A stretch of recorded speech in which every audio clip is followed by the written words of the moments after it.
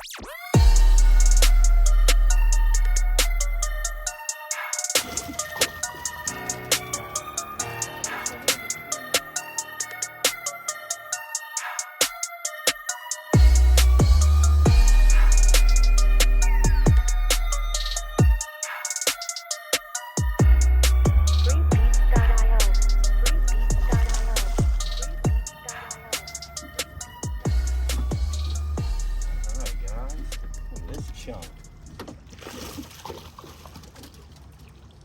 wish I had the camera on for that hit. That was a smash. So, what we're doing today is we have filthy water in Lake Pontchartrain. So I came way back in the man-made canals, got the matrix crawl on there, which that fish dismantled. And we're catching some bass back here. Got some real good grass vegetation on the shorelines, and I'll show you how I'm working this matrix crawl. It's a little bit different than how we usually sight fish the reds with it, but let's let this big girl go. See what all we can do there. That fish blew up on that bait like no tomorrow. All right, so what you want to do first, we're using it on just a simply either an 1/8 ounce or 1/16 ounce swim bait hook. You could use a 4/0 or 5/0 depending on your preference. With this matrix crawl, you're going to corkscrew the head on and then just simply penetrate the belly, which is hollow. And the reason we make it hollow is because if you want, you can nose hook it right there back in the hollow part and keep it virtually 100% weedless. And I got it on that lighter swim bait hook because I'm running it over grassy mats like a frog.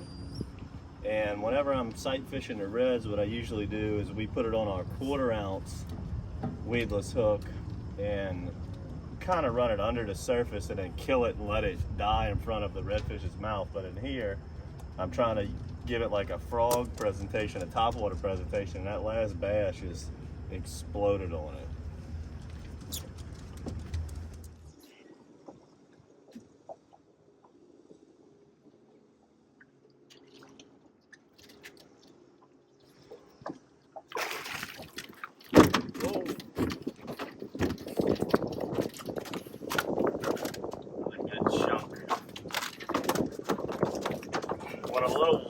Without a bite there, so I switched over to a smaller profile bait. That's our matrix fluke. Got that on a 3/0. That's a smaller one. I don't know if you could hear that explosion in the camera, but that was a heck of a hit right there. Let me show you how I'm working this. You're just gonna work this kind of like a jerk bait, like the matrix minnow. Just gonna twitch it. Rod tip down under the surface, and you know, if it's a ton of grass you're throwing it on, you keep the rod tip up while it's walking over the grass. But if you don't see a ton of grass, just rod tip down. And you just want this bait to be extremely erratic. The bigger the weight you put on that swim bait hook, the more it'll dive down. The lighter the weight, the more you can work it up high like a topwater.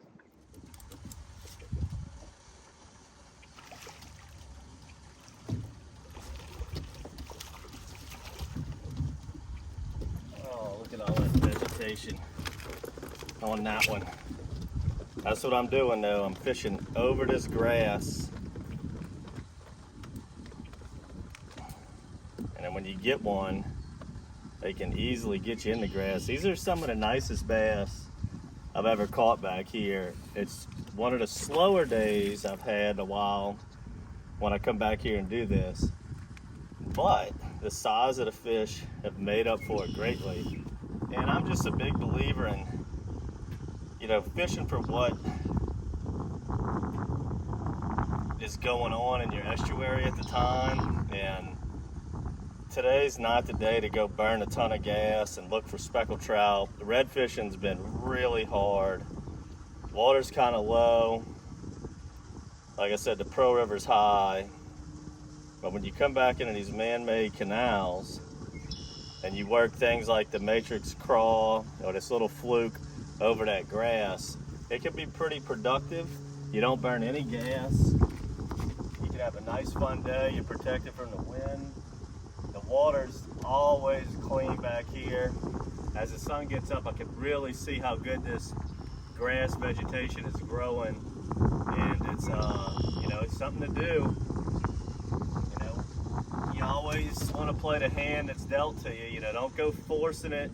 If there's redfish not really happening, don't deal with it. If the trout, we get into the heart of the summer.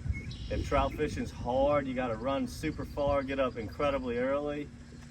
I would much rather do this. It's a lot easier. So I'm just a big fan of just playing the hand that's dealt to you. So let me see if I can get a few more bass and close this one out.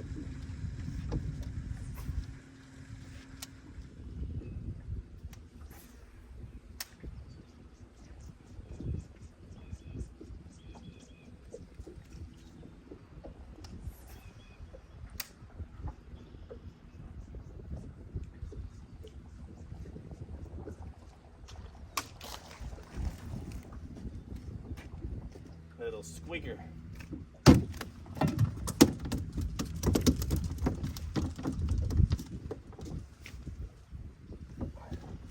That's what I'm used to catching a lot of summers in here.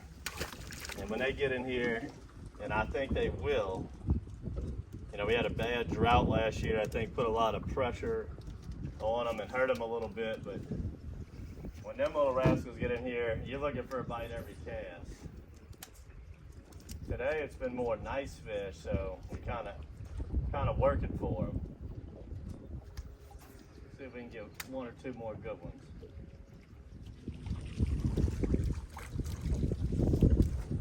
Look at this little fella right here. Now, we dead in the summer right now. I just decided to jig this beautiful grass line we got here. Caught that little trout, but I am seeing some fabulous grass back here, and we have tons of DockSide TV episodes fishing this grass in the fall and winter time. So if this grass stays like this, when that temperature gets in the 70s, 60s, this place is gonna explode. But right now, I'm not expecting to really catch any trout back here, mostly bass, but good little sign to see a little juvenile back here.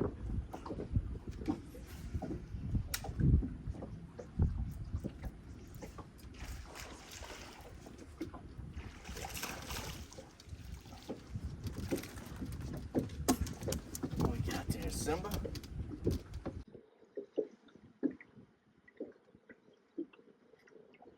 Another one on that fluke. Get a little bit smaller. So I might go back to the crawl in a minute. Got this storm approaching. But been kind of throwing the crawl a little bit. And when I get a little short strike, I'll switch to the fluke. That's kind of a good thing to do. Them bigger ones are going to hit that crawl on the surface. That looks like a frog coming through the water or something like that. That's what we're imitating. But this fluke, I'm just throwing it up there, switching it real erratic, just like a jerk bait. But you can't throw a jerk bait when you're doing something like this because it's got all them treble hooks, and you're going to just fish.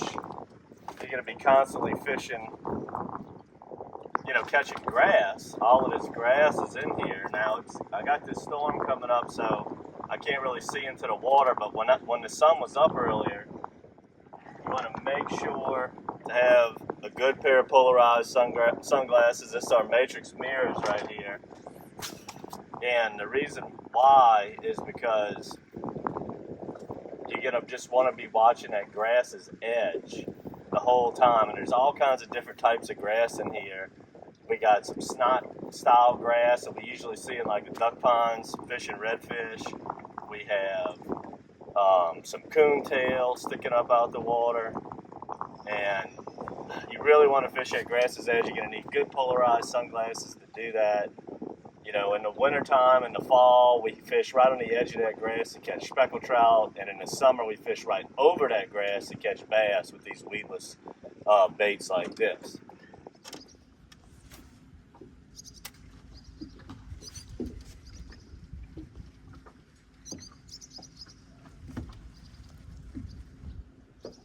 That was an awesome blow up right there. I don't know if you saw that, but that bass crushed it.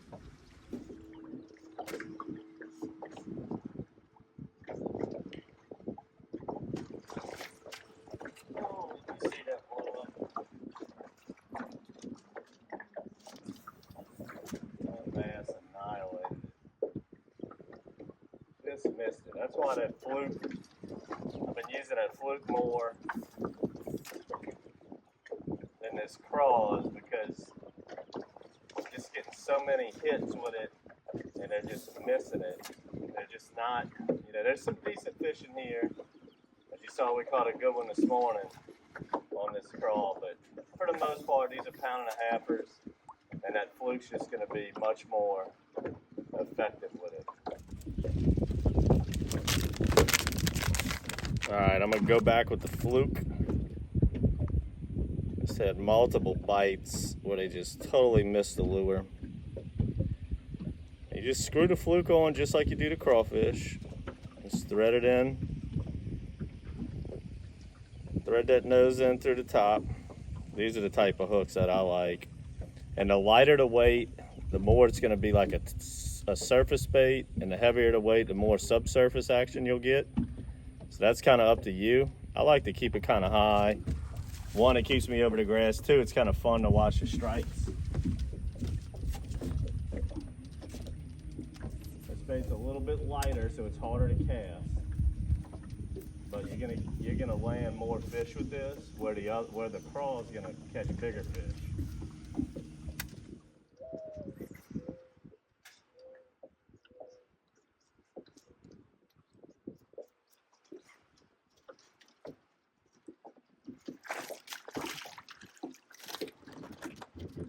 Alright guys, I'm going to go ahead and end it on that one right there. Caught some decent ones today. This one's a little bit on the smaller side. Got a storm approaching here in the background. So that's another thing that makes fishing right here in these local canals good. You know, when you got inclement weather, you're close to home, you're safe, you can get away from the storms. So I'm going to go ahead and call it right here, get out of here before the storm gets us. But make sure to subscribe to the monthly bait box. You get a whole box like this right here, full of some of these goodies, these weedless items we were using today like this, and also the Matrix crawl. And like I said, just, you know, the best thing going on right now is just a few bass in the local canals. Just do what you can do. You know, it's not always good to burn a lot of gas and make a long ride, but it's really not worth it. Make sure to subscribe to the YouTube channel.